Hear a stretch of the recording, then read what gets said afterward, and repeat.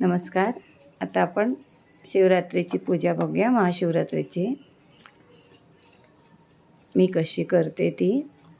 आता मी पंचामृत तयार करणार आहे. दही घेतलं आहे वाटीमध्ये, दूध घेते. आता ही माझ्या घरातली पिंड आहे, तिला आधी मी पंचामृताने आणि पाण्याने अभिषेक करणार आहे. आता हे मध घेतले, दूध, दही, मध, साखर आणि तूप असं पंचामृत केलं आहे.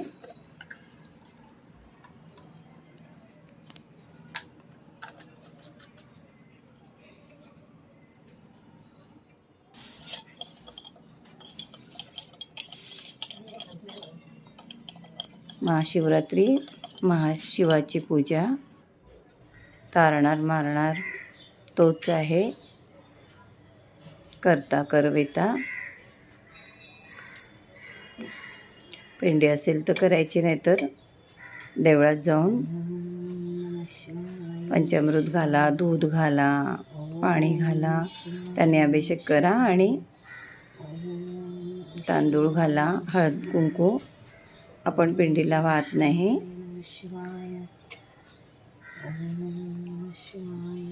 आता मी हे सगळं करून ती पुन्हा देवाऱ्यात पूजेला ठेवणार आहे आणि तिथे पूजा करणार आहे तिचे.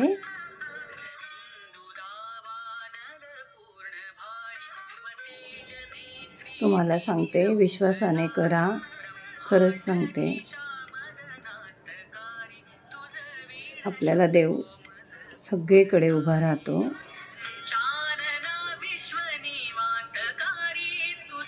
मनाने हाक मारा.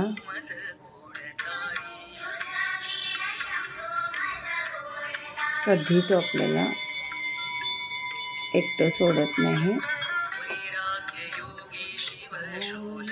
आपलं सुख दुःख सगळं त्याला सांगायचं. कोणाशी नाही बोललं तरी चालतं.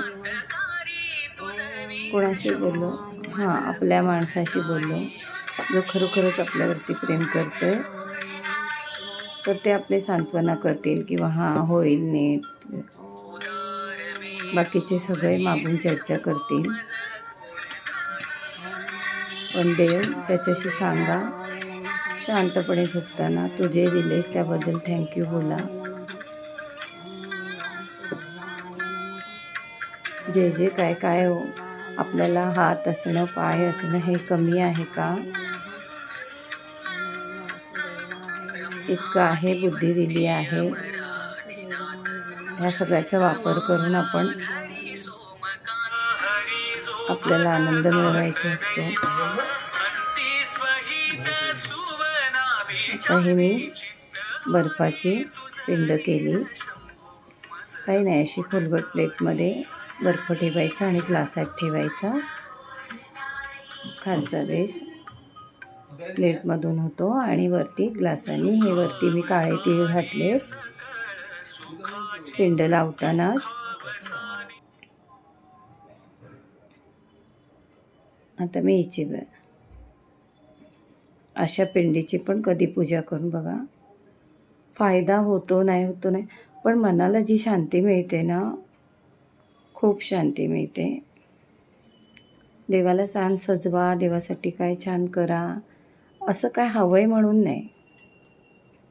आपण ना कधी कधी आपल्या बाळाला टिका बिका लावतो वगैरे, ते सुंदर दिसतं आणि त्याला बघून आपल्याला खुशी होते. अशी खुशी होते आपल्याला जेव्हा देवाला आपण पुजतो, आंघोळ घालतो, सजवतो. खूप बरं वाटतं ते. अगरबत्ती लागली आहे, दिवा लागला आहे, खरंच त्यावेळेला हार फूल घातले, त्यावेळेला आपण दिव्याकडे बघू, देवाकडे, तर खरंच खूप प्रसन्न वाटतं. एखादा मंत्र म्हटला गेला किंवा लावला तरी प्रसन्नता येते आपल्या घरात. मन उदास असेल तर बघा, कधी देवाकडे हात जोडून उभे राहा आणि त्याच्याशी बोलायचं. अगदी आपण माणसाशी बोलतो तसं बोलायचं. म्हणजे मी तरी ते करते. जे काय आहे त्याला सांगायचं. कधी कधी आपोआप आपल्या प्रश्नाचं उत्तर मिळतं, कधी कधी आपोआप आपल्याला हवं ते घडतं आणि मग तेव्हा आपण म्हणतो की देवाला मी बोललो आणि त्यांनी केलं. खूप बरं वाटतं. करून बघा असं. रात्री झोपताना सगळे झोपले की आपण देवाशी उभं राहायचं. जे काय झालं दिवसभरात, जे हवं आहे, जे सांगायचं आहे ते सगळं सांगायचं. तो ऐकणार आणि तोच करणार. अगदी आपल्याला वाटलं आपल्याकडून चुकी झाली तर त्याची माफीही मागायची. खूप बरं वाटतं त्यावेळेस. आता पूजा झाली, मी देवळात निघाले. थोडंसं मंदिर दाखवते. रामाचं मंदिर आहे आणि असं छान पिंडीसमोर पिंडीची पूजा करतायत. राम बसून असं आहे. खूप प्रसन्न वाटतं बघून. देवाशी असं बोलून बघा. स्वतः कमेंट करून सांगाल मला की खरंच बरं वाटतं.